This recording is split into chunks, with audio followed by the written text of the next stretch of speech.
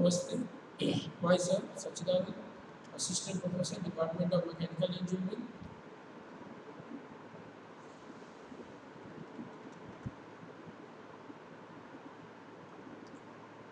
With the Institute of Technology.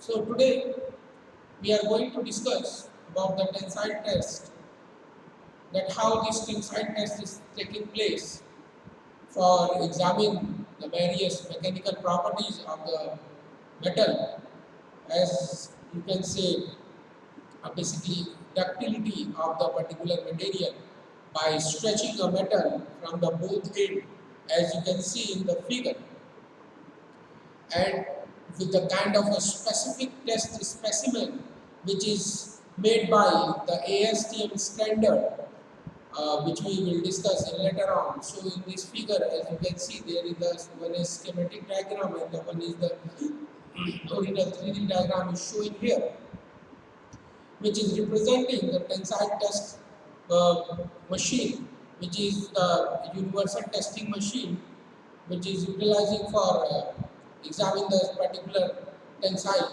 strength of the material. So, how that tensile strength to be measured?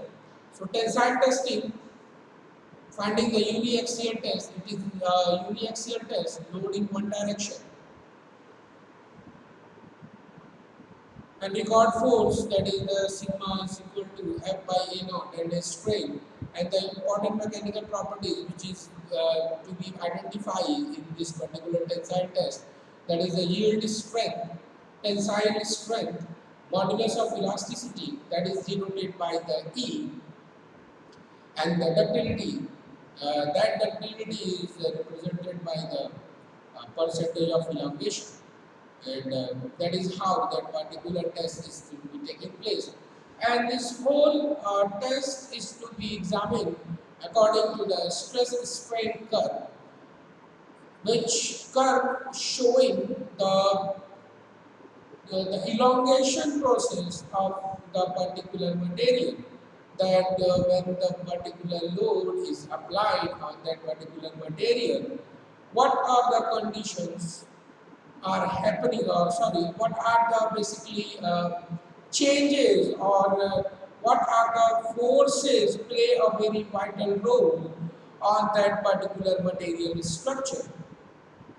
So for that, we following the ASTM standard for making that particular test specimen to be happen, and the test to be happen. And according to this ASTM E8, we are also create that particular bone size, bone type, and the dumbbell shape tensile specimen. So this ASTM E8 standard test method of tension testing of metallic materials. The gauge length is the 40 uniform stress, and the grip should be free to rotate, and uses spherical bearing to allow rotation and create a two force member axial load, and the temperature between the 50 and the 100 Fahrenheit, that depends according to that particular ASTM, but that is not the basic you can say consideration regarding that particular temperature, but we can examine that in what is the working environment of that particular test. So what type of material to be tested? The kind of a material, most of the material can be tested, but some of the specific material which we are listed here. So that is a 2024 T351 aluminum alloy, AISI 1045HR, that is a hot rolled material, UHMWP polyethylene, arsenic already tested. That these are the various categories or the specific material which we are testing. You can say if we are talking about a tensile test, we have the freedom to examine the various materials property. It is not limited with only this kind of a material, but we are identifying this particular material because they are the identical ones. So we are categorize this type of material. So that's why we are showing here.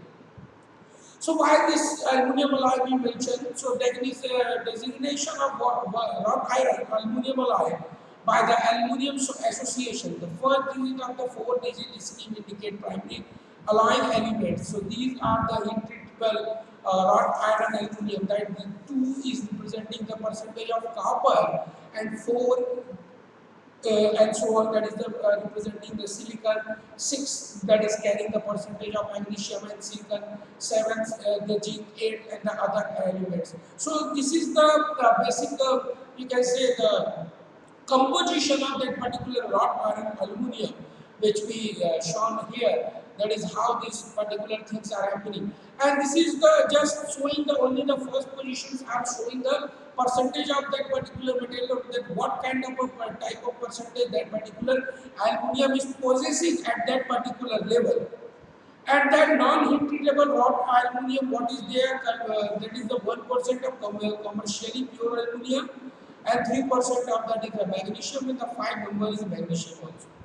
So that is the cast aluminum alloy. How that is the they are considering, they are containing the 99% of the pure aluminum. That is the category of the one category. And the second one is containing the copper. The third is with the silicon with the copper and the magnesium. Fourth, again, that is the point that dotted, that is the silicon, magnesium, zinc, tin, and other elements. So that is how the aluminum alloys means that particular pure aluminum containing the other alloys or the materials to enhance their properties from the ore from the wrought iron to the that aluminum.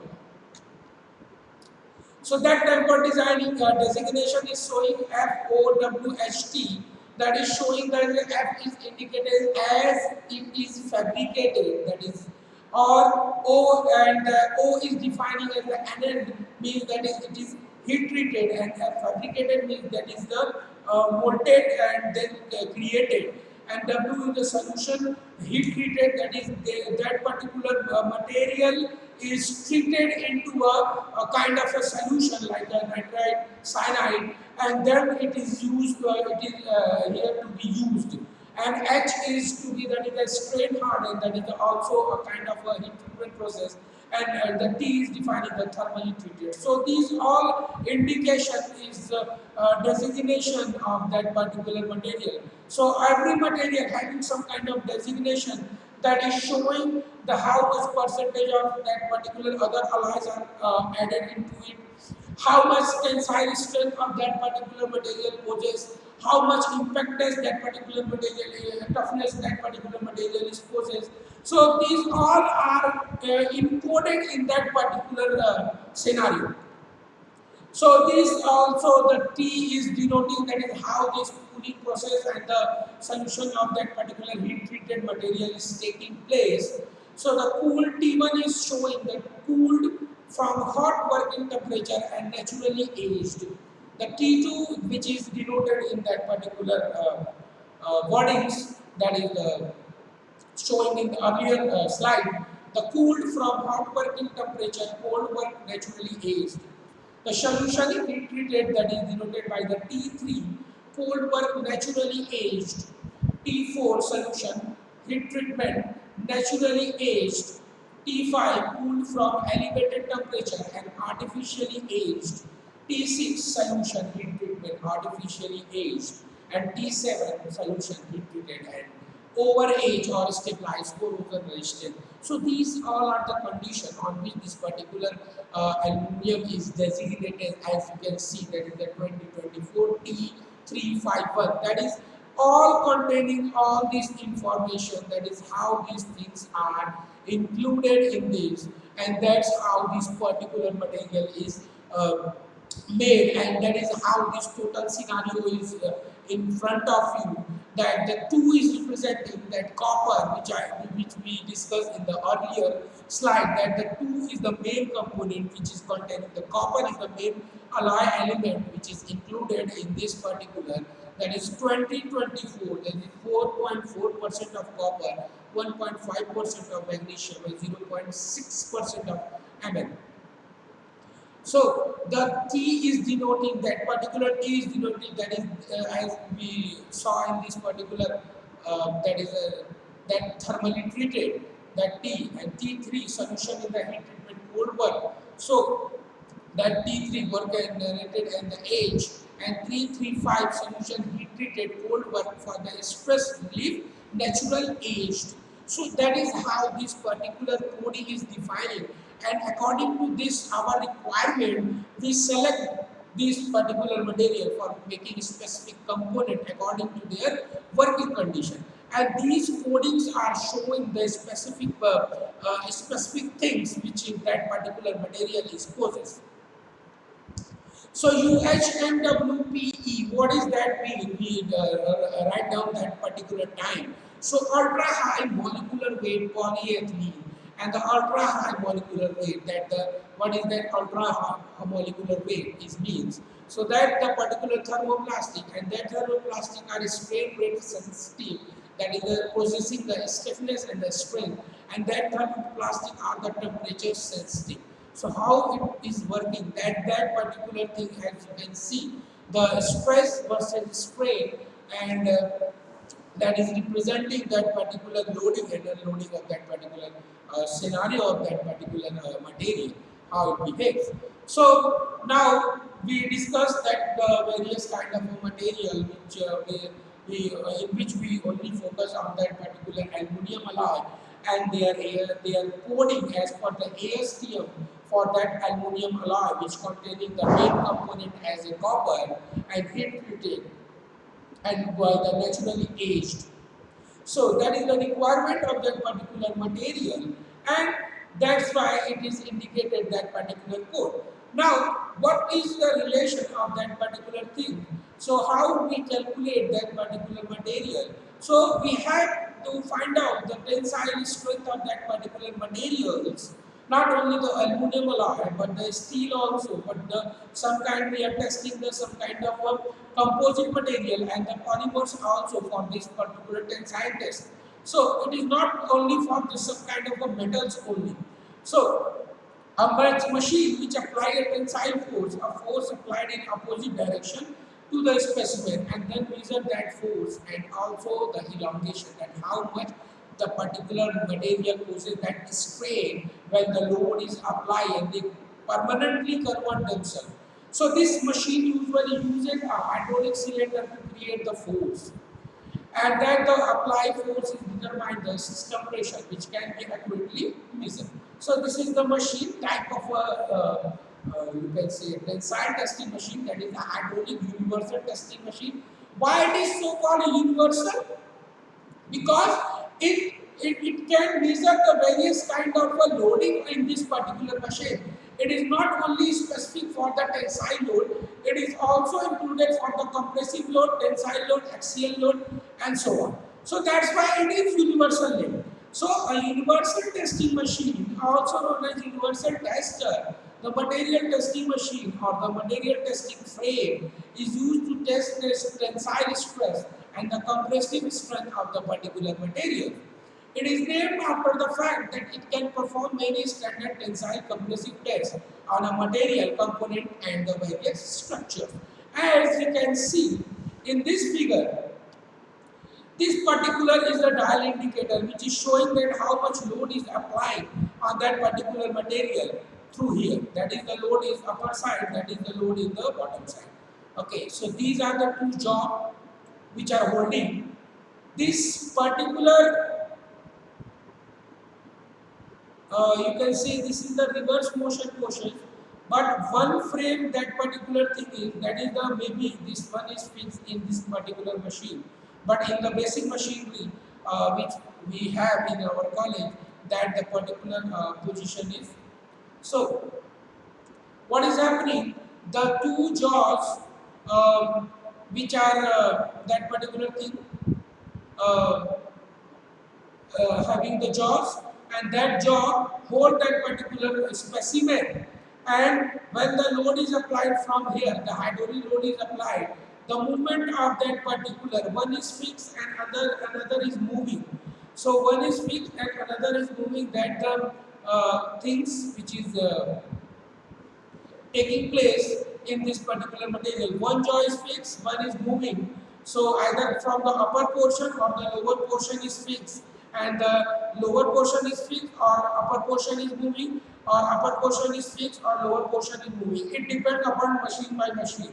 So one portion of that particular jaw is to be fixed, and another one is to be movable. So when we apply the load, the movable, the applying the load in a certain way to stretch that material, applying the stress on a specific material, and when we apply the stress, the particular force upon area, it tends to elongate in a certain way, and after the elongation of that particular material, it tends to be breakdown.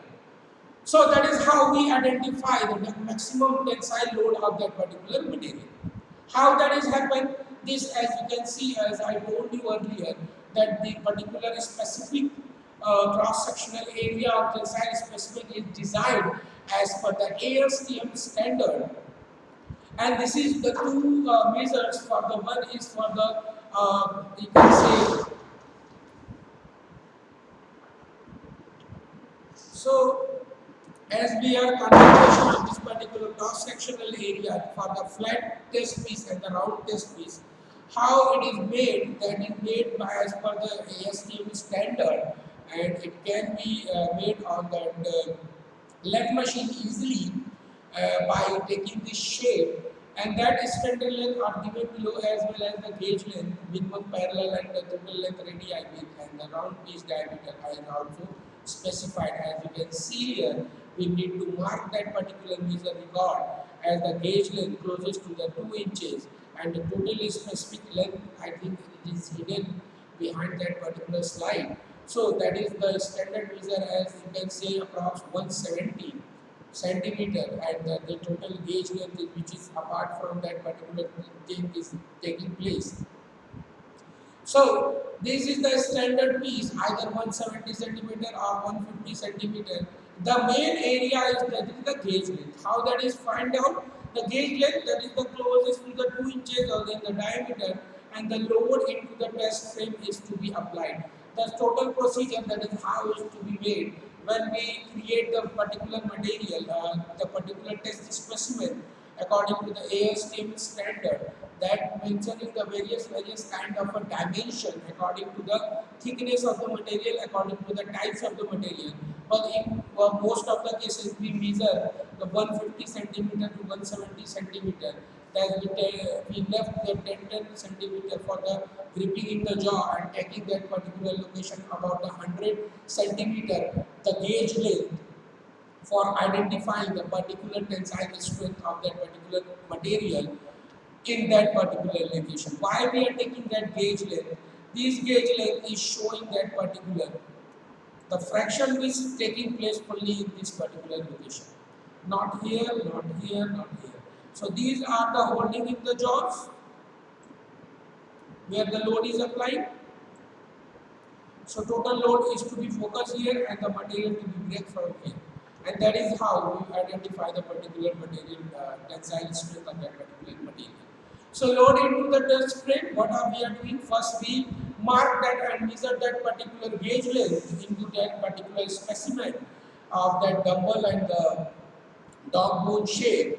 And then what we do, we load into that test frame. As you can see, you saw in that particular figure that there are two jaws, one is movable, one is fixed. We hold that particular test specimen in the both jaw in the vertical direction, and then after holding in it, we are tightly close that particular jaw tight, and then start applying that hydraulic load. When the load is applied, the particular load is taking place in the opposite direction, and because the force and the strain, how that force is recording, that force is recording according to that particular we can say that in the particular that meter gauge, and that particular on the roller of that particular graph, by that is the elongation is taken measure and examine in that particular graph, that is which I earlier told you in that particular figure.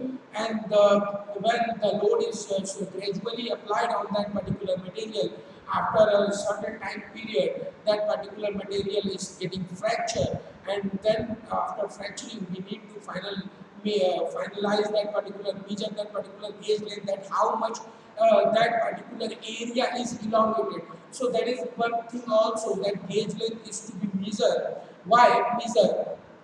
That is why we mentioned that particular gauge length, that the specific area we choose, suppose we choose that particular 100 centimeter, that is the L, the original length, and what happen after the applying load, it increases about 120. So that is L O, or it is defined by some kind of angle relation. So that is how that particular elongation is to be identified by that particular strain, that how particular material poses that strain and that fracture. So this graph, as I told you earlier, that is very important graph and very much to be identified graph for examining the ductility of that particular ductile material, and it is known as the stress strain curve, and also the extension graph of that particular ductile material. As we can see in this figure, that particular material is showing the various kind of points in it, from where that you can examine that how that particular elongation in that particular material is taking place. So we will discuss this particular, and we will continue this lecture in the next lecture. So till now we are holding this lecture and we will continue this from here. Thank you.